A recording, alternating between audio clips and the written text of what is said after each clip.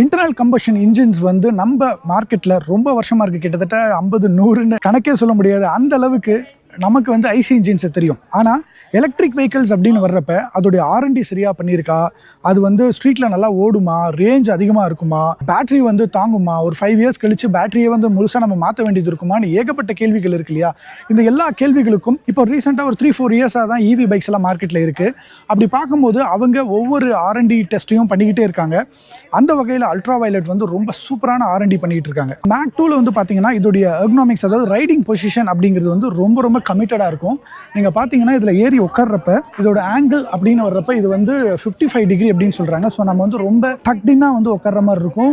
முழுக்க ஒரு race bike ஓட்டுற மாதிரி இருக்கும். ஸோ இந்த சூப்பர் ஸ்ட்ரீட் பைக்கில் வந்து முழுக்க ஒரு ஸ்ட்ரீட் பைக் மாதிரி கொண்டு வந்திருக்காங்க. அதுக்கு அவங்க சொல்கிற விஷயம் என்னென்னா, இந்த 80 டிகிரி தான்.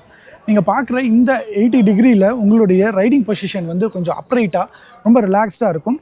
ரொம்ப கமிட்டடாக இப்போ அந்த மோட்டர் சைக்கிளை பார்த்த மாதிரி இப்படி இருக்காது. நீங்கள் கொஞ்சம் ரிலாக்ஸ்டாக அப்படி உட்கார முடியும். ஸோ அதனால் ஸ்ட்ரீட்டில் டிராஃபிக்கில் ஒரு 1.5 ஹவர்ஸ் நீங்கள் வந்து ரைட் பண்ணுறீங்க அப்படின்னா அந்த டைமில் கூட உங்களுக்கு வந்து ரொம்ப ரிலாக்ஸ்டாக இருக்கும். ஸோ அதுக்காக இந்த டியூப்லர் ஹேண்டில் பாரை போட்டு ரொம்ப வைடாக வந்து பண்ணியிருக்காங்க. ரெண்டாவது விஷயம், இந்த டிஸ்பிளேவோட பொசிஷன். இதுக்கு முன்னாடி டிஸ்பிளேவோட பொசிஷன் வந்து ரொம்ப ஃப்ளாட்டாக இருக்கும்.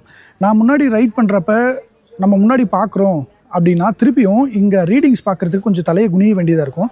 அது ரொம்ப கஷ்டமாக இருந்தது. லாஸ்ட் டைம் ரிவ்யூ பண்ணுறப்ப இது வந்து ஒரு ஃபீட்பேக்காக சொல்லியிருந்தோம்.